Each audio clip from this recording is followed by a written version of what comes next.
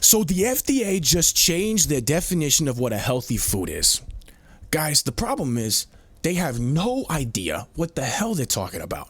And honestly, years ago, I found a diet that completely changed my life, turned my health around, completely resolved my immune system issues, of which there were many at the time. Left me with feeling like I had so much more energy to approach my life. And I really thought that this would be a great opportunity to share that with you guys. All right, so let's dig into it.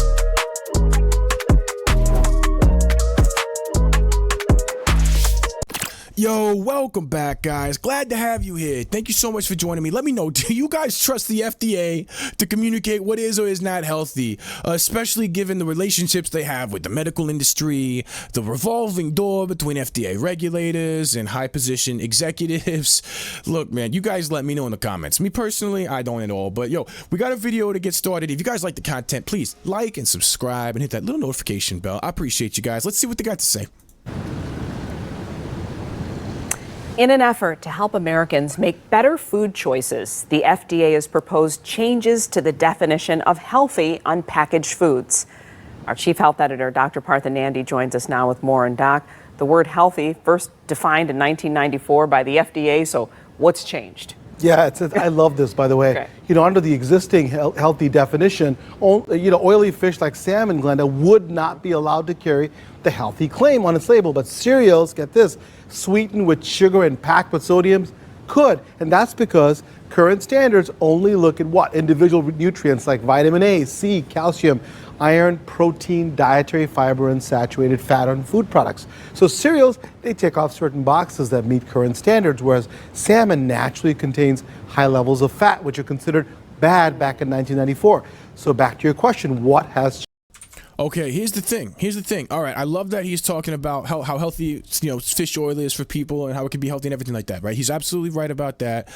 The problem is that under the new definition, it still doesn't include fish oil as being healthy for people. So the way that they're framing this, none of what he's about to say regarding fats are actually included in the new definition at all. That part of the definition actually stayed the same as the old one. So just keep that in mind as you're listening to him. It's actually really relevant information that he's sharing, but just keep that in mind as he's going, because they're framing it like it's part of the new definition. It's not. It's a little bit of weird misinformation. But changed? Well, nutrition and dietary science has changed. For example, we've learned that oily fish like salmon are full of good things, like good fats like omega-3 fatty acids and mono and polyunsaturated fats. Studies suggest that fatty fish can decrease the risk of heart disease and promote brain health. So instead of only counting individual nutrients, the FDA is now, which I'm happy about, proposing that food products use the term healthy that should contain meaningful amounts of food from one of the recommended food groups, which are fruits, vegetables, dairy, grains, and lean proteins. Also, the agency is proposing that prepared products have specific limits for certain nutrients such as saturated fat, sodium, and added sugars. all right, so you guys should be aware of something, okay? You guys should be aware of two things, okay? You guys should be aware of anti-nutrients in vegetables, okay? You can't have, look, there's something called anti-nutrients in vegetables. In fact, let's pull it up real quick.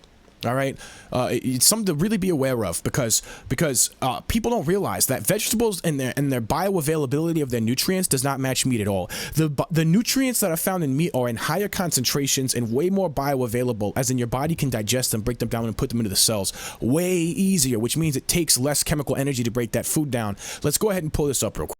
All right, what are anti-nutrients? Anti-nutrients are compounds found in food that can inhibit our bodies from completely absorbing some beneficial vitamins and minerals and nutrients. Why are anti-nutrients present? Many grains, legumes, and vegetables have evolved to produce anti-nutrient compounds as a defense mechanism against threats such as pests or animals. Otherwise, these plants would have been eradicated by the animals that ate them for their nutrients. What are anti-nutrient compounds and what foods contain them? There are many beneficial types of anti-nutrient compounds. Compounds include glucinates, lectins, oxalates, phthalates, saponins, and tannins. Okay, now, guys, there's something else that I want you guys to be aware of, and it is exactly how bioavailable nutrients in beef are, because they are extremely bioavailable. All right, beef and red meat is not, from what I have been able to find, does not actually in modern studies show any connection to cancer.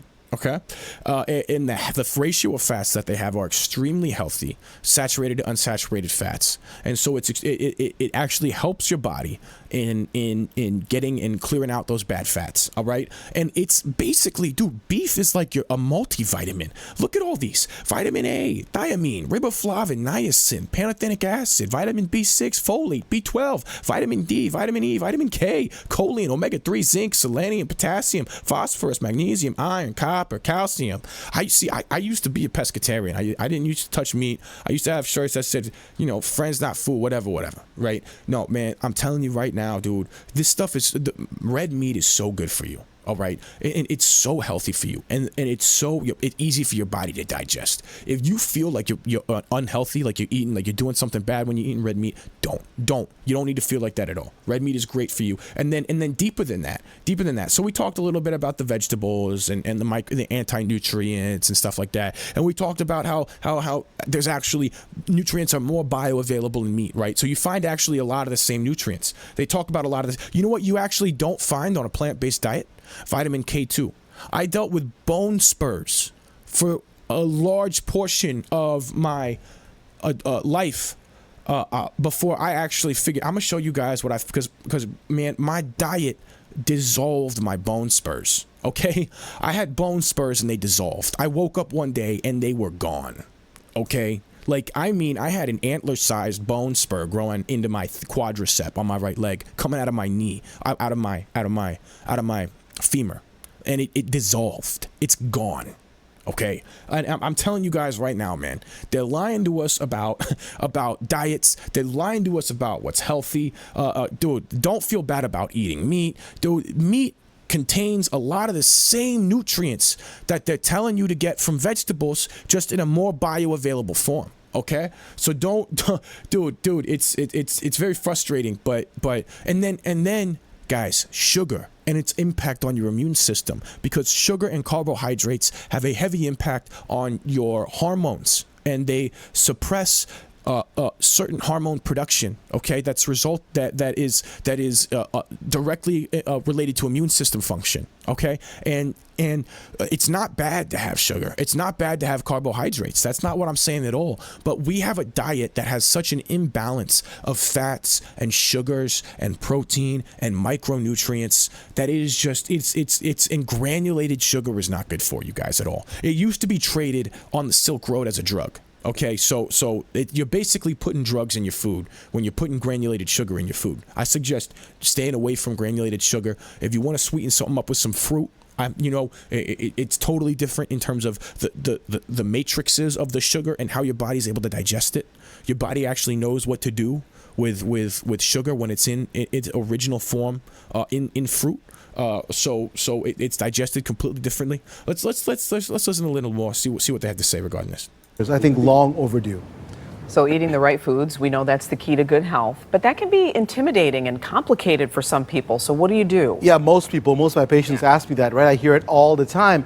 And what they ask is that, what can I do? So nutrition is key to good health. We know that. And that's why the FDA is proposing to update its healthy claim on food packaging. The goal is to educate more Americans, because right now, more than 80%, Glenda, are not eating foods that are healthy. Instead, they're choosing foods, guess what? They contain lots of added sugars, lots of saturated fats and sodium. Can you supersize that for me, is what people say, right? So my advice is to focus on foods that are packed with nutrients, like vegetables, fruits, and whole grains. Also, choose lean protein and foods that contain healthy fats, like we talk about, like salmon. And you don't have to eat perfectly. To me, just make good choices at least 80% of the time, right? So if you have I personally don't eat lean meat. I like to eat fatty meat. All right, most of the fat cooks off anyway. I don't know if you notice, when you put the fatty meat on the stove, right, all that liquid comes out of it. That's all that fat cooking off, man. But look, don't take me as a medical look, okay? I do a lot of other things to help my body oxidize and get rid of any excess fat that I might be eating, clean out my arteries. It's part of my dietary system. I see food as medicine, and that's part of how I eat on a daily basis. I'm going to run you guys through all of this stuff, man. For example, don't take everything they're telling you about these saturated fats at face value. Let's take a look here, because there was an issue back in the day when heart disease was on the rise, okay? And they needed to find a boogeyman for it, and they chose saturated fats, and I highly disagree with that, and I'm going to explain to you guys why. A short history of saturated fat, the making and unmaking of a scientific consensus. This article recounts the history of the diet heart hypothesis from the late 1950s up to the current day, with revelations that have never before been published in scientific literature. Insights include the role of authorities in launching diet hypothesis, including a potential conflict of interest at the American Heart Association, a number of crucial details regarding studies considered influential to the hypothesis, irregularities in the scientific reviews of saturated fats for both the 2015 and 2020 dietary guidelines for Americans, and possible conflicts of interest on the relevant subcommittee reviewing of saturated fats for the 2020 Dietary Guidelines Advisory Committee. Information obtained via the Freedom of Information Act on emails process is from the 2015 process is published here for the first time. These findings are highly relevant to the 2025-2030 Dietary Guidelines process, which is now underway. Recent findings including shortcomings for the scientific review process on saturated fats for everything that's going on. The idea that saturated fats cause heart disease, called the diet heart hypothesis, was introduced in the 1950s based on weak associational evidence. Subsequent clinical trials attempting to substantiate this hypothesis could never establish a causal link. However, this clinical trial data was largely ignored for decades until journalists brought them to light about a decade ago. Subsequent reexaminations of this evidence by nutrition experts have now been published in 20 review papers, which have largely concluded that saturated fats have no effect on cardiovascular disease, cardiovascular mortality, or total mortality. The current challenge for this new consensus on saturated fats to be recognized by policymakers who in the United States have shown marked resistance to the introduction of new evidence. Okay? And you know why?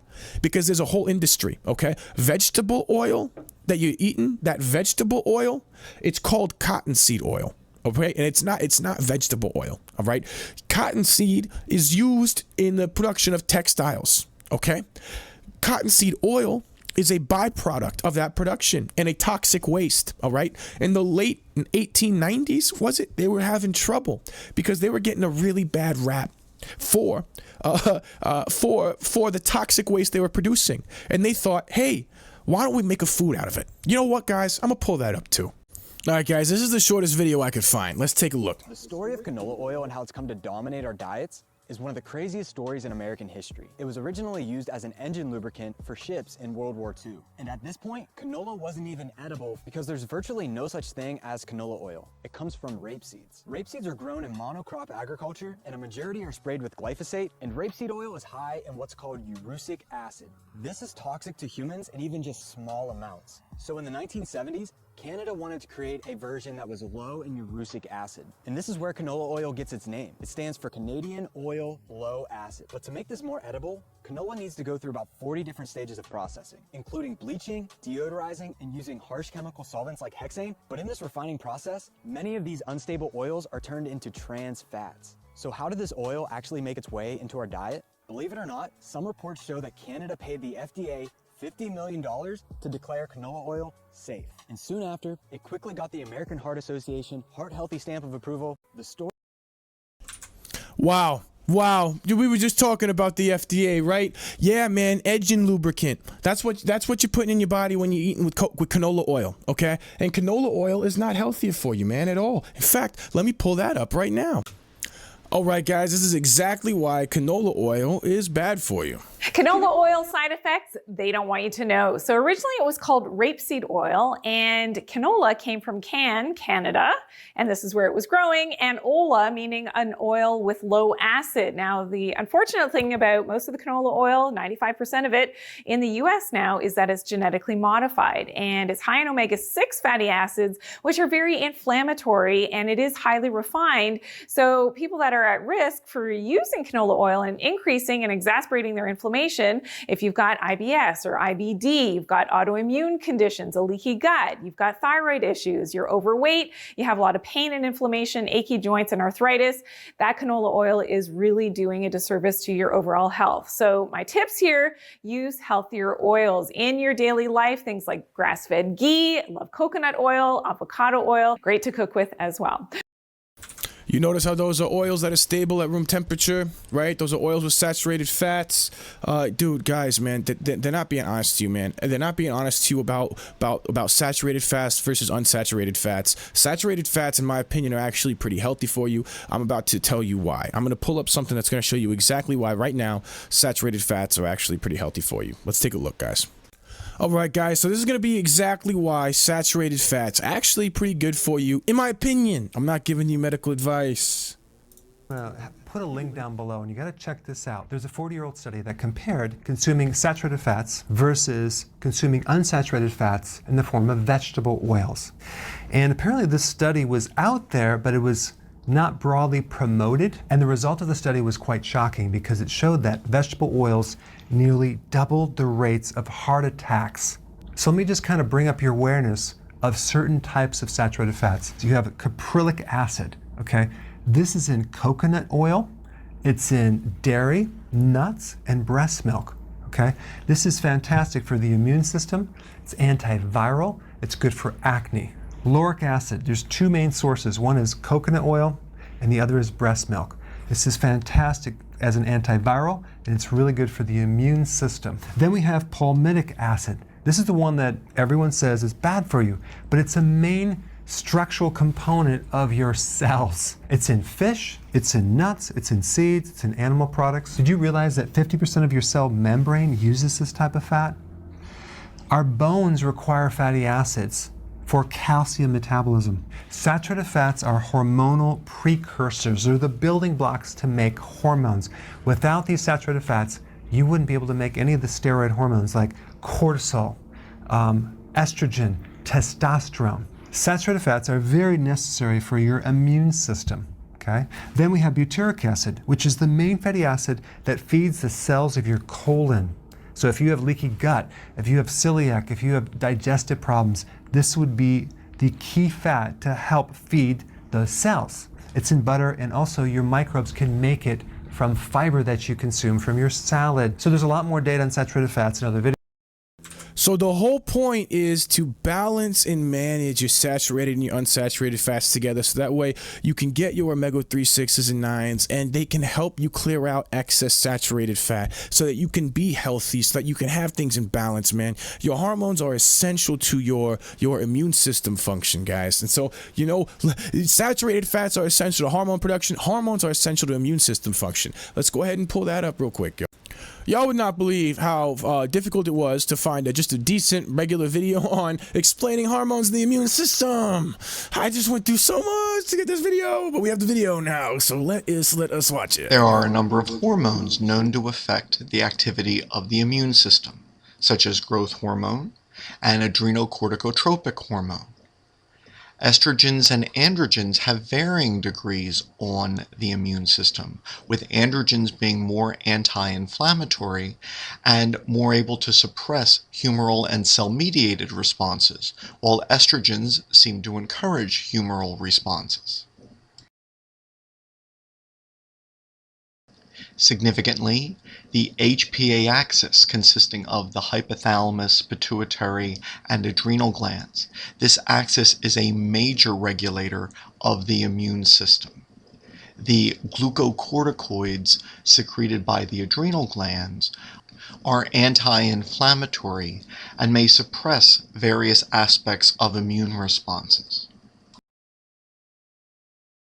While the HPA axis has a major role in regulating the immune system, the cytokines released from immune cells also have a major effect on the HPA axis, and so thus What he's saying is the various portions of your immune system have an impact on regulating how intense your immune system response is and what type of immune system response you're having. And then it's also saying that the cytokines released by your immune system itself have a heavy impact on your hormones. So there is an interplay between your hormonal system and your immune system, okay? They are directly connected to one another, all right? And it's extremely important to maintain a healthy hormonal balance to have a healthy immune system. That's the entire point here, guys, okay? So you want to consume, so all of this was to establish that you want to consume your macronutrients. You want to pay attention to your levels of macronutrients. You want to pay attention to the micronutrients you're consuming. You want to not avoid saturated fat, but consume saturated fat in a balance with unsaturated fat. And then you want to make sure that you're managing your hormones to manage your immune function. Okay, these are the components to a healthy diet that they're missing when they are talking about when you're listening to the FDA and you're listening to these regulators. Okay, and then on top of that, meat is an extremely bioavailable source of nutrients, and in some context, in my opinion, it can be more bioavailable than actually eating plants and legumes and vegetables. Not that you don't want that at all either. Fiber has its place in your diet, and I'm not saying to avoid vegetables and all that. That's not the point that I'm making. But I am making the point that red meat is really good for you. It should make up the majority of your food, in my opinion. And we're gonna get into a diet now. Now we're gonna get into a diet that I feel like is really extremely beneficial to people, and it's what saves me. Okay, guys. So let's break into this real quick. I'm gonna pull it up for you. All right, guys, so I wanted to establish a background. First, we saw the news segment. Thought it was a great segue, good excuse. It was really just going to be a news piece, but then I was like, man, you really don't hear nothing about this stuff anyway. Let me try to share this information, dude. And so we saw the news segment, right? And we saw what they gloss over in terms of health. We went through some of the background of seed oils. Went through why some of this stuff is bad for you, right? We went through the background of a lot of this stuff. Why saturated fats are good for you? Why having them in balance with unsaturated fats are good? How they help balance each other out? Why hormones are essential to your immune function, etc. Okay, right? We've been through all this. Now we are combining everything together, right? And we are combining it into a diet. What is the proper human diet? How to food is medicine. Okay, this is the diet that changed my life. All right, this is a diet that literally turned my entire life around in terms of health, and it dissolved my bone spurs. I mean, I had bone spurs like. I had x-rays that were like an antler of a deer that was like this. It was like this shape digging into my leg like this, like going into my quadricep. I couldn't move normally. I couldn't do sports. I couldn't literally because of this thing in my leg, and it would hurt. I dissolved it with my diet, guys. All right, and I just want to share this with you guys and the personal success that it's given me in my life, and how I've been able to take back control and power over my health. Okay, and I just wanted to share this with you guys. All right, do whatever you want. Listen to the doctor, whatever you want. I suggest talking to a nutritionist and not just trusting your doctor. Okay, I would not consider the doctor at your local clinic to be the same as a nutritionist in terms of educational level on a lot of this stuff that we're talking about today. This is so I just want to be clear. This is a novel approach to diet. All right, it utilizes scientific principles to balance intermittent fasting with strategic macronutrient intake to optimize autophagy and maximize chronic health benefits. Okay, what is autophagy? Autophagy is a cellular process involving the degradation and recycling of damaged or unnecessary cellular components. It's basically your body recycling everything out that's bad. All right, cells that are maybe precancerous or cells that have lived past their span and they haven't triggered their off cycle yet, that your immune system comes in and it tells them to, and it like a vacuum, like it comes and sucks up all the stuff and cleans up all the bad stuff. Damaged DNA, it breaks down into its base amino chains and then it recycles them to use to build other cells. It's very beneficial to actually helping your body over time repair your DNA. It's really useful, autophagy, and it actually comes from not eating. It's actually extremely cheap to take advantage of. This allows cells to maintain homeostasis, remove harmful debris, and repurpose molecular building blocks for essential functions. Jason Fung's The Complete Guide to Fasting and David Sinclair's Lifespan, Why We Age and Why We Don't, breaks down how this process helps recycle cell proteins, reducing cellular stress and inflammation. The benefits of autophagy. Through mitigating cellular damage and stress, autophagy indirectly supports the maintenance of telomeres, protective caps telomeres at the ends of chromosomes that play a critical role in cellular aging and stability. Enhancing autophagy may contribute to slower telomere shortening, thus promoting greater telomere resistance and potentially extending a healthy cell's lifespan. The Telomere Effect, a revolutionary approach to living younger, healthier, and longer, by Dr. Elizabeth Blackburn and Dr. Elisa Appel. And my freaking camera died. Oh man, yo, has this not been adventure recording this video? I will be right back.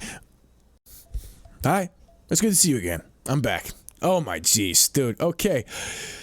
Oh, and Dr. Elisa Appel specifically focuses on telomeres and how various lifestyle factors, including those that promote autophagy, can influence telomere health and overall aging. Triggered by stress conditions such as fasting, nutrient deprivation, and exercise, autophagy helps reduce cellular stress and inflammation, enhancing overall health and longevity. It plays a crucial role in protecting against various chronic diseases, including neurodegenerative disorders, infections, and cancers, by ensuring cellular quality control and promoting efficient cellular function. So autophagy is extremely important to your health, guys, okay? And so what my diet does is it relies heavily on red meat, okay? I get carbohydrates from a little bit of fruit. I like to eat. So what my diet is, I have a big old bowl.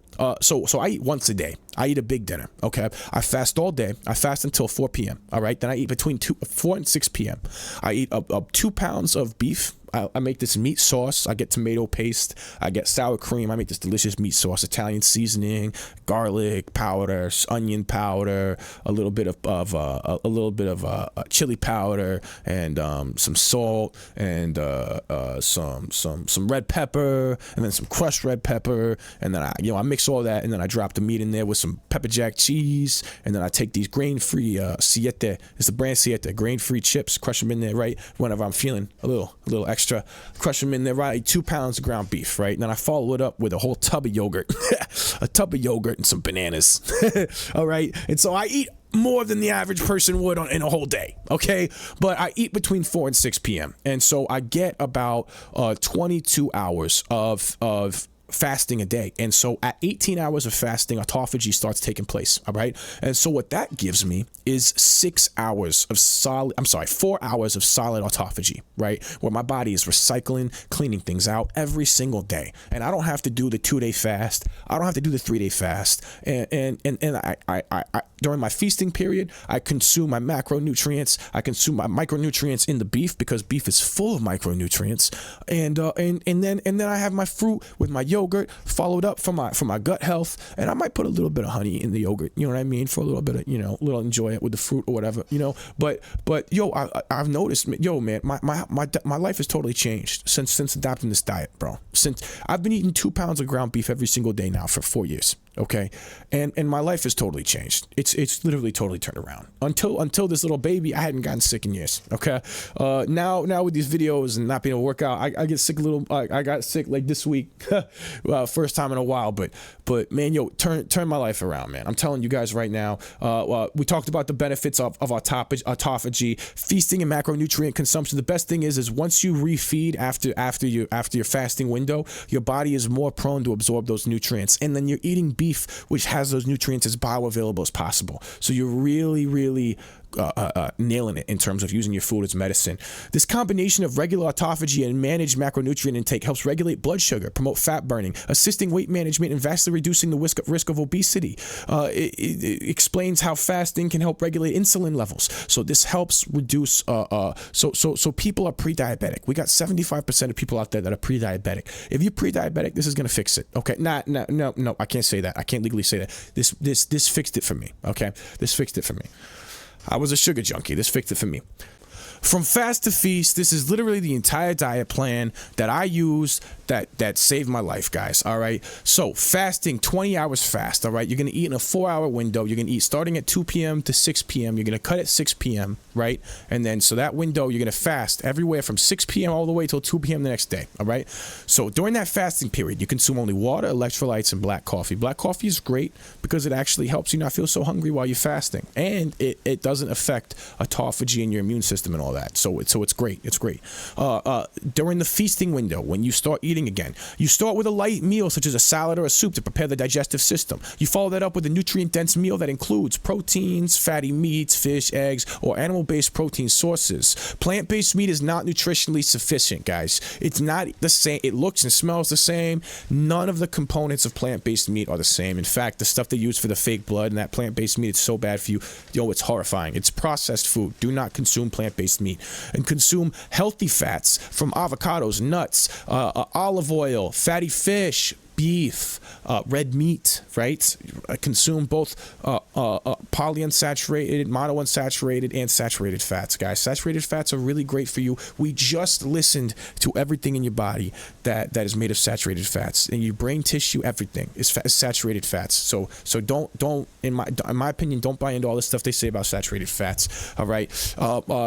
You want a variety of cooked vegetables. A little bit of raw vegetables is okay, but you want to cook a lot of your vegetables in some sort of fat, like an olive oil or something, because that helps break down those anti-nutrients that we were talking about earlier. And then carbohydrates. You want legumes, starchy vegetables in moderation. In moderation. You want carbohydrates to be a relatively small portion. When I was fixing my thyroid and I was fixing my hormones and I was engaging in this diet specifically for hormone repair, I consumed less than 50 grams of carbohydrates a day. And that was what I needed for about a year and a half. After a year and a half, my body was giving me signals, hey, well, we need different. I upped it to 100 grams. So now it's about 100 grams of carbohydrates a day, not including my dessert that I have with food, with like, natural fruit sugar matrices and stuff like that. That I don't use any granulated sugar or anything like that. I'll use maybe honey to do it. And I use raw, unprocessed honey that's got everything, the propolis and everything in there, right? So honey is extremely good for you. Local honey is extremely good for you, right? So between your red meat and having bee pollen, right? And then making sure you've got raw honey unfiltered with the propolis in there. It's really good for you, man. You're going to be covering your nutritional needs, micro, macro. You're not going to really, in my opinion, you're not going to really need to supplement beyond that, all right? Beyond that, make sure you're avoiding stuff like canola oil, vegetable oil, soybean oil, all that stuff, man. Dude, there's a ton of books here for research. Please look it up, enjoy it, and please, let this be a place to start your journey. I got other resources, man. I got other dietary resources on the website, man. Please check it out, guys. I really hope you guys got something out of this. I kind of made a collection of different resources here to show you exactly what I think they were missing when it came to this whole new healthy definition. There's a whole other it gets deep. It started with the food pyramid, and the government overstepped, and they actually made themselves legally liable for a whole bunch of nutritional damage. And so now they're stuck having to not admit a fault because it would bankrupt the country from a medical liability standpoint, but that's a whole other story. Anyway, guys, I hope you got something out of it. And I hope it helped communicate where exactly our medical system is missing and where our government is missing in communicating health to us. And I appreciate you guys. This was a very different video than I usually do, so I might not even push this to subscribers, but hey, thank you so much for checking it out. I hope it had some valuable information, man. This one was hell to put together. I mean, the glitches, the problems. It was to the point where you see all these edits and cuts in the segments. I just started doing it modularly. I was like, each page is going to be its own cut. I can't even mess with all this now, dude. So anyway, man, if you liked it, if you enjoyed it, dude, I love doing in-depth analysis on everything that I talk about. I kind of do that with everything. Usually not quite as long as this, but hey, check it out. Check out some of the videos over here. Hey, thank you very much, guys. I appreciate you. I will see you guys tomorrow.